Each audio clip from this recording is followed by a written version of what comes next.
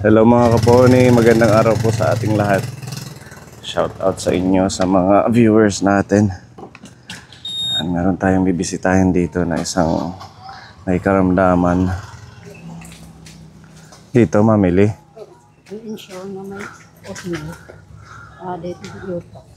Sige, mamaya na lang. Hello.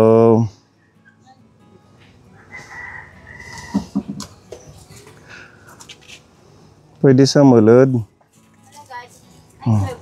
Pasok.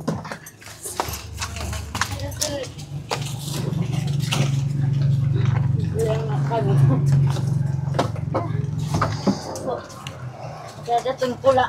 Kada. Pinangadi. Dadatong pula kuan. Bantay. Sige. Tidak pinangarin sa amin kasi dadatong. Sige pa kayo.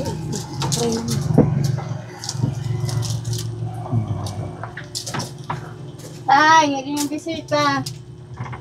Mapayang aga, tay. So ito laging nakaano siya sa oxygen. Pero kagabi, magdamag walang oxygen. Bakit? Naubusan. Naubusan. Yan ang problema ko. 3 araw lang. Yung isang laman yan, 3 araw lang. 1,000 kasi 900 tapos plus pamasahe 1,000. 100. Ano pala ang pangalan niyo, nanay? Agnes. Nanay Agnes Agnes Alido. Alido. Si tatay? Restituto Alido. So ano ang sakit ni tatay? Ilang May na to? daw yan, mga bukol-bukol sa utak. Bukol-bukol sa utak? Kailan pa? Mata. Tay, may ano pa nagising na si bisita pa. tatay. Maupay nga aga, tatay. Ano naman? Mababati apli mo. Ano?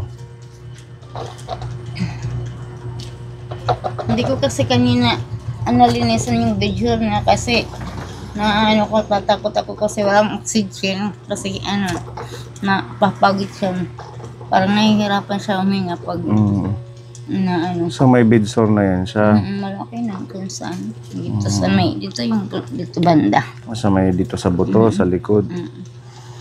Ilang buwan na ho siyang ganyan or taon na ba? Gano'n? Ay hindi. Nung ano lang ngayon, nagmagkasakit siya noong October. Nung last year? Ngayon, noong October. Ay, last year pala. Last year nga po. Tapos? Kasi ang ano niya, palang sumasakit ang ulo niya. Tapos pag nakakainom siya ng medical, nawawala. Tapos nung dati, nung hindi pa siya nagkakaganyan. So tapos, medical yung kanyang remedy, yung panandali ang pag-ano ng sakit niya. Tapos naman, pag isang beses ng October na, sabi niya naggawa siya ng doon sa baybay. Prechider. Sabi niya pag uwi, Nay, ako dun sa pinagawan ko ng prechider. Bakit? Yung yung laway ko tumuturo, hindi niya napapansin tumuturo na pala yung niya. Baka sabihin nila na aswang ako. Hindi niya nararamdaman. Hindi nararamdaman. Tapos dito na sabi niya pala masakit ang ulo niya, hindi na tumatalab yung medical. Tapos sabi ko magpa-check up ka. Ba't ako magpapacheck up? Sabi niya, wala naman akong sakit. Ikaw magpa-check up kasi ikaw naman may sakit. Kasi ako palagang may napupunta sa ospital na papasyente. Gawa nga ng ako, diabetic. Tapos, yun, ayaw niya check up. Pinipilit ko, ayaw niya. Sabi niya lang, ikaw ang magpunta sa ospital kasi ikaw naman may sakit. Sabi niya. Tapos, sabi ko sa mga kapatid niya, Marites, sabi ko, yung kapatid niyo, sabi ko, parang malala, may nararamdaman. Parang malala na nga, sabi ko, pero ayaw magpa-hospital. Sabi naman ng kapatid niya, hayaan mo yan, pag hindi na niya kaya, magpapati din yan sa hospital. So nararamdaman niya na, pero hindi siya nagpapacheck up, pupunta sa doktor. Tapos pagka hapon, sabi ko, pupunta muna ako doon kina Apoy Paling, magdadasal ako, sabi ko. Sige, sabi niya. Tapos papauwi na ako, nasa kalsada pa lang ako, ang ingay-ingay niya, nasaan nanay mo, sabi gano'n. Sabi ko, ano ba yan? Na ano ka nga, sinakon. Sabi niya, sige, punta na tayo sa ospital, hindi ko na kaya. Sabi niya, yun, sinakon. Tigas-tigas kasi ng ulo mo. Pumunta kami sa ospital, tapos, inano siya doon, ano ba yan? In-examine lahat ng, niya, laboratory. Sa Tacloban? Diyan, sa Dito sa provincial provincial. hospital. So, diyan na siya na, Tapos, diagnose na may yung ulo hindi, niya. sabi ng doktor, lahat ng laboratory niya negative, sabi Negative. niya. Sige, kung gusto mo umuwi, pwede kayo umuwi, sabi niya.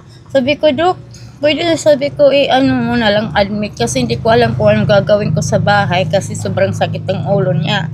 Sige, sabi ng doktor, kung yung gusto mo, sige, admit natin. CT scan naman siya, nag-ano na siya ng CT scan.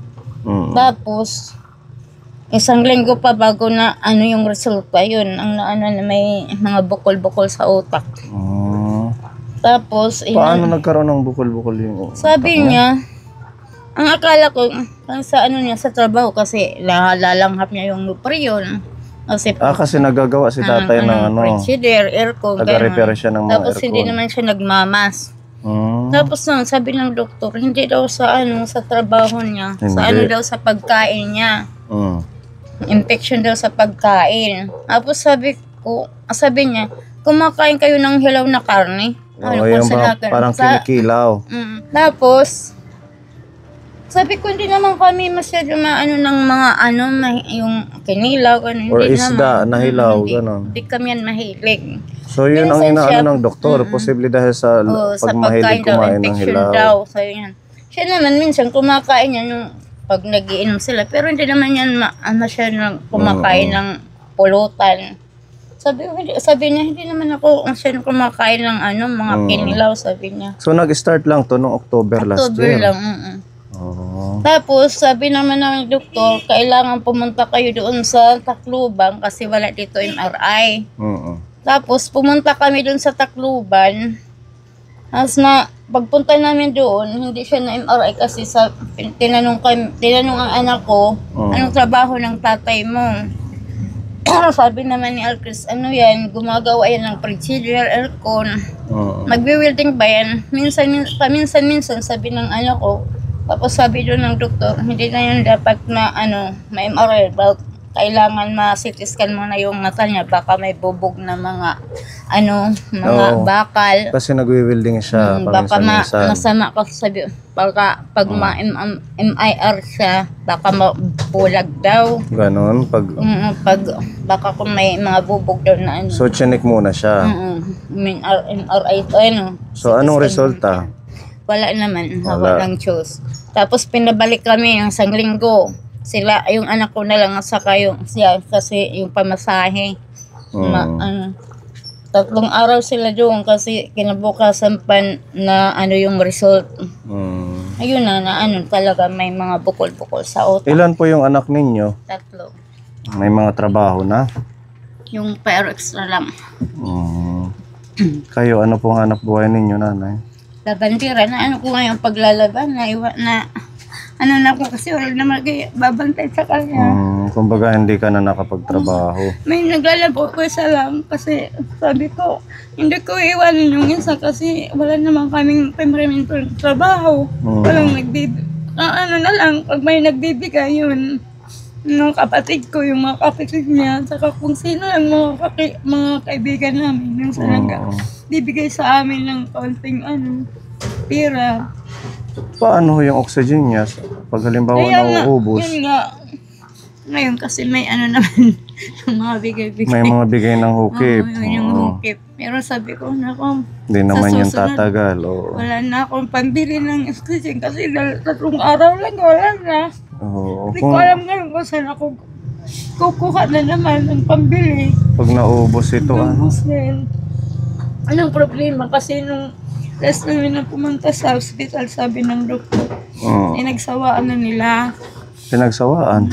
Kaya nga sabi, iuwi niya lang yun ng Diyos kasi wala na yan. Tapos, ang inano ko kasi nung sabi sa akin ng doktor, pwede mo na yung iuwi mo na lang yung sabi niya kasi dito masyadong mainit sa ospital. Tapos sabi ko, Alpes, uwi mo na ako kasi yung alinasan ko yung higaan niya. Kasi hindi na ako nagbalik doon, sila na lang yung bunso ko nang pinapunta ko doon. Tapos nung tanghali na, nandito na kami, nagpapakain ako, sabi ko, yung si Alpes umalis kasi nanghingi ng pambili ng oxygen kasi wala ko talagang pera-pera. Pumunta ng bayan. Sabi ko, walang gamot na binigay sa tatay mo. Wala na ako, no, kasi wala na daw. Tapos, hindi naman ako kung kakala ko na lang ni Alcres para nakalimutan lang. Bumalik ako ng ospital, talaga hindi na binigyan ng medicine. Hindi na. Ano ba yung gamot niya na dati? Ano yan? Ito. Patingin? Ano yan kasi? Inano na lang yan kasi yung yung pinsan nila namatay, binigay sa akin yun. Medicine niya. Cool. May mahal pa naman yun. More than 100 ang isa. Ang isa. Yun na lang ko sa kanya. Ceticulin, Kulitab. Total, naman yan sa kanya. Stimulant. Resita ito. Oo, kaso lang hindi niya ako Hindi na kayo binigyan ng binentahan resita, oo. kasi parang sinusukuan na ng doktor. Sinusukuan na sila. Ako hindi ako sumusuko. Kasi sabi ko, si Lord lang ang alam kung saan kailan siya kukunin. Sabi ko, bakit niya ako binagdalang gamot. Sabi ko Gaya ako, minsan nerval na pinaka ko. Tapos, pag nahihirapan sa suminga kasi yung prima niya hindi na lalabas. Inaano ko na lang, ninibiyol para makaginawa siya ng maganda. Kaya inaano ko, bakit hindi namin ng medisina. Tapos, kasi apektado na yung yung baga niya. Apektado na. Tapos hindi ako mabigyan doon sa sentro ng sentral ng medicine kasi hindi nga ako nakakapagbigay ng prima niya kasi kailangan may examine. Ang ginagawa ko, sabi nila, bumili ka na lang. Ang naibili ko na yun kasi 6 na buwan mag-iinom daw siya. Nabili ko na yun, 85 tablets na. Tapos hinintog nila, hindi nila ako binigyan ng tablet. Tapos okay naman sabi ko, kung binigyan nila ako, na lang ako, makabili lang ako para hindi may hinto. Gusto mo i-continue kaso ang mga doon sa hospital? Hindi naman kami sa buti. Ayaw na kayong bigyan. Hindi naman kami nakakabili sa pharmacy kasi walang resita.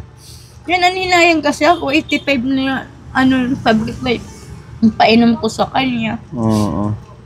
Ilan taon na si Tatay Restituto? 62. Mag-63 yan July. Wala ba kayong nakukuhang tulong sa ating LGU? Hindi pa ako doon. Minsan si Alcres ng mga kakilala ng kandidato, yun nagpanghilis ng pambili ng oxygen. Kasi wala naman akong pambili, wala akong trabaho. Yung sahod ko lang sa isang labandi, sa isang tao na lingalabang ko. 1,500 lang. Sa isang buwan? Sa isang buwan. Yun lang. Minsan, yung mga kapatid ko, yung kapatid yan, minsan bumibili ng gatas niya. Kasi insured yung pinaan ko sa kanya, inom. Ang kitty lang. So wala na, hindi na nakakakain talaga yung sa bibig? Blender, yun lang. Ano yung pinapakain mo? Lugaw at saka gatas. Minsan pag may ulam kami, linalagyan ko ng ulam o kaya gulay. Namaga na yung niya, kamay, or ganyan talaga yan? Bago lang to na namaga, or? Mga bago kami umalis sa hospital, bago kami lumabas, na siya. Pero nakakarinig pa siya, nanay? Oo, naririnig niya. Nakakarinig siya kasi pag tinatawag ko siya, sa akin. Sumasagot pa? Hindi naman sumasagot, pero tinitingnan niya ako. Wala nang boses? Hindi naman Ano bang ginagawa ni tatay dati? Wala siyang bisyo, gano'n? Yan, sumisigarilyo. Saka minsan umiinom, pero hindi naman masyado umiinom. Yung sigarilyo niya. Yung sigarilyo yan siguro. Ang pinag-aawayan namin kasi sabi ko, yung pambili mo ng sigarilyo, bilhin na lang natin ng pagkain. Sabi niya, kahit hindi ako makakain, basta makapagsigarilyo siya. Yan ang sabi niya. Baka isang din yung sigarilyo, nakapag sa kanyang kalusugan. Kasi yung niya, baga niya may ano na rin. Sabi na, Patingin po ng ano nyo, yung galing sa doktor. yung ano. Yung mga medical record niya. Yung pinakabago. Kailan kayo last na nagpunta? Hindi na nga ako binigyan ngayon ng ano niya, yung ano, wala na binigay. na. Kasi, ito na lang, MRI at Kayo po, saka, andyan mamili. wala na kasi yung mga ano na lang, ito lang. Kasi yung pahabilin yung mga ano ng gamot, wala na, hindi na ako binigyan. Hindi na kayo Kasi pag niresetahan. pupunta kami sa ospital, mga 1 linggo lang kami dito, mga pagkaliko, balik na naman kami sa ospital. Kaya siguro sasawa na yung doktor sa sabi ko mabuti na lang dito sa ospital na aalagaan at saka libre yung ano, oxygen. Tapos hindi na kami binigyan. Ito nung April 21. Masya naman din. April 21 sa Eastern Samar Provincial Hindi Hospital. ang si Konya ultrasound ano ay. Oh. Ang ano ko kasi yung ano nasa baga kasi hindi na ka pinabibig ito yung MRI. Yun lang. MRI niya.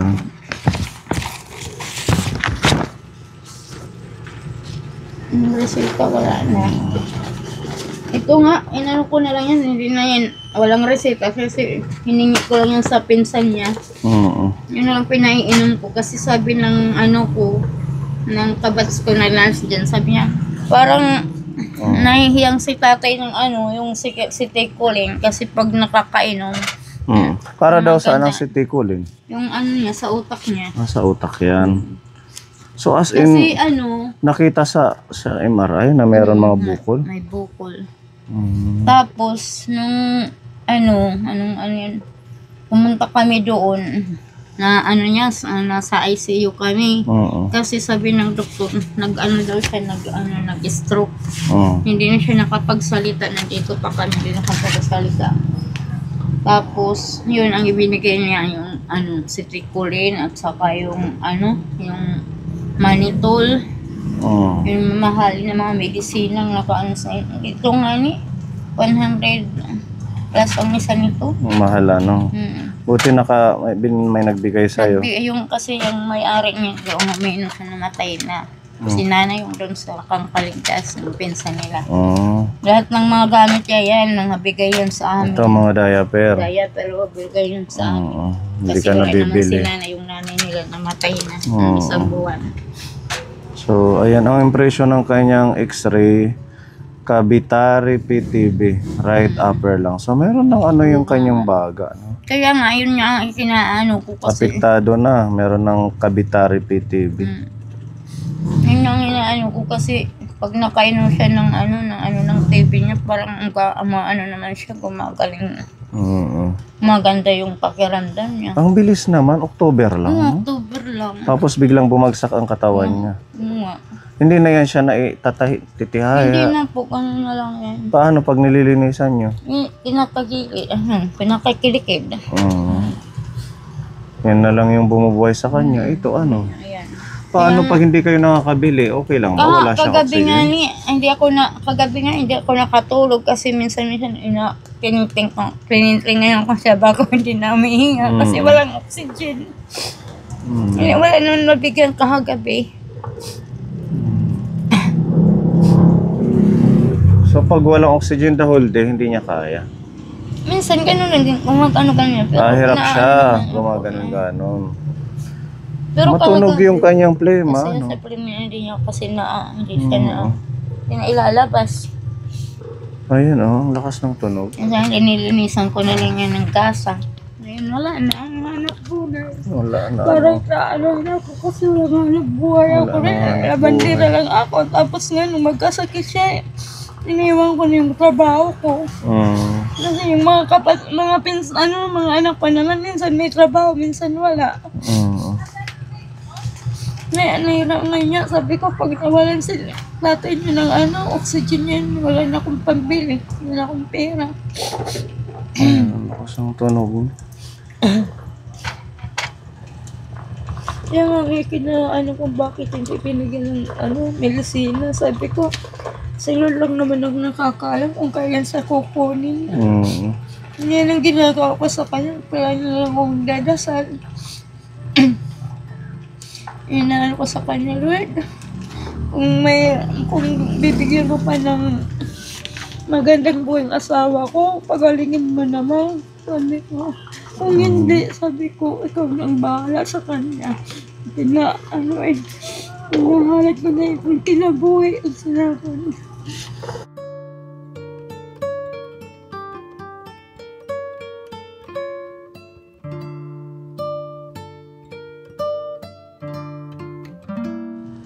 Lagi ko nilang pinagdadasal na sana bigyan siya ng habang buhay pa. Pinapabigay ng ating sponsor si Tita Mel. Salamat. Oo.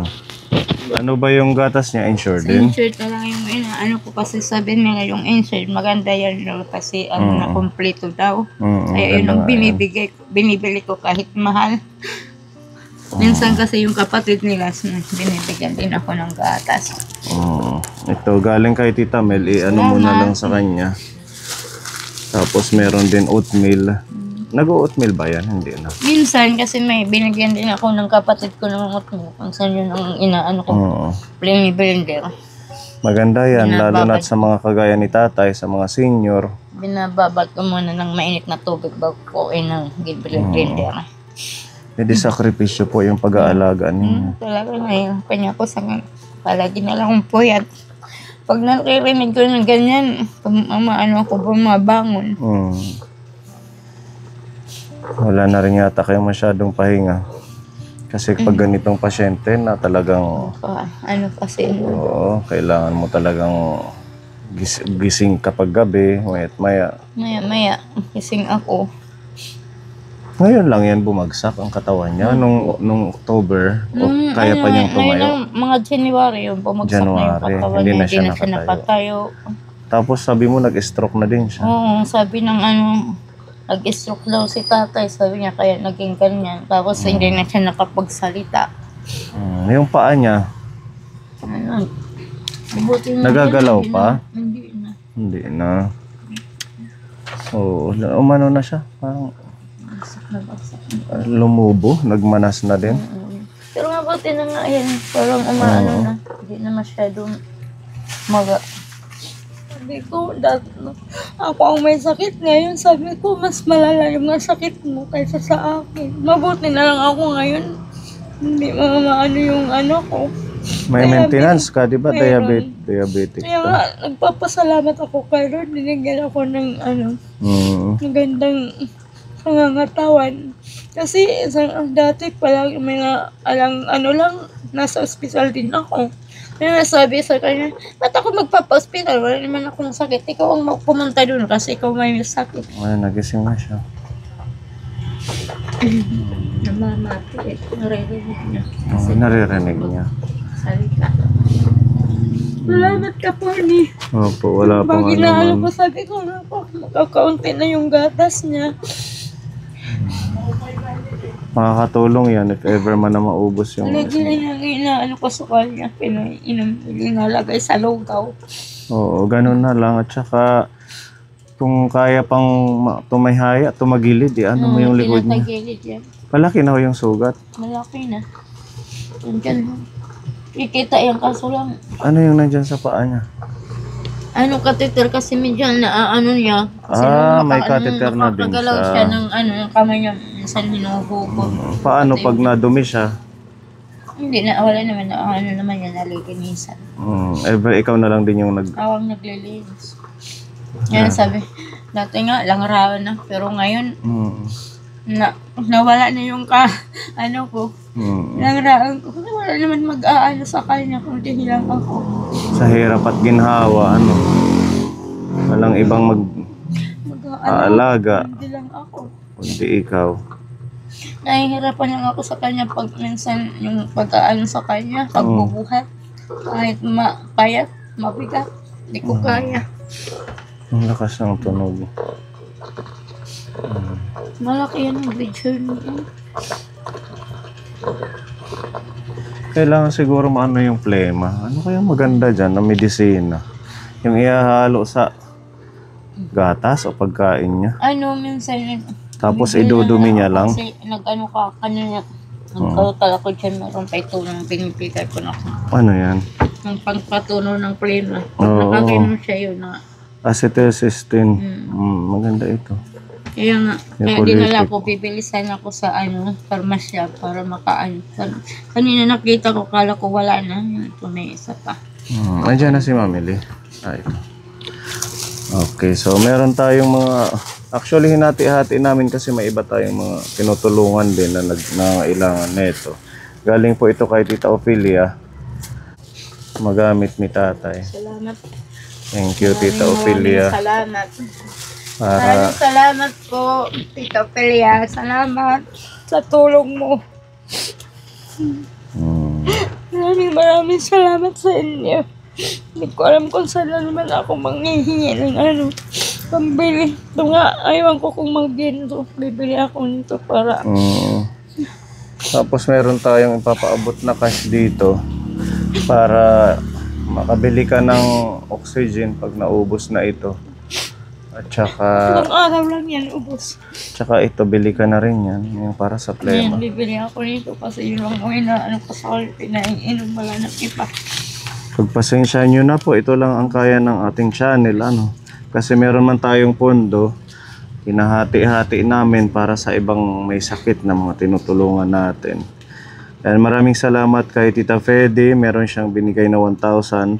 Si Tita Luz, meron din binigay na 1,000. At saka si Tita Marie, meron pong 1,000 na binigay. So meron tayo dito 3,000 pesos. Salamat. 1, 2, 3,000. And galing kay Tita Fede, kay Tita Luz at kay Tita Salamat Marie. po sa inyong lahat, sa mga sponsor ni Kuya Kapuli. Salamat sa lahat sa inyo. Maraming salamat po. Si Lord na lang ang bahala sa inyo. Salamat po. Maraming salamat po sa inyo. Kasi hindi ko na alam kung saan pa ako manghihingi. Salamat po. Priority muna yung oxygen. Opo. If ever man, makabili ka pa ng 2 refill. Tapos yung iba dyan sa medisina niyang para sa plema. Salamat. Maraming salamat po sa ating mga Salamat sponsors. po sa lahat sa inyo, sa mga sponsor po. Salamat. Tsaka kay Tita Mel, maraming salamat sa insure. Salamat po, Tita Mel, sa Insure. Magatas, salamat po. Hindi na ako mapipili. Sana hindi ito ang huling pagbisita natin at matulungan pa natin, madugtungan natin ang buhay ni Tatay. Sana po, salamat po. Restituto. Si Lord na lang ang bahala sa'yo kailangan niya, oxygen, pagkain, gatas. Ginagawa ko, pagdasal.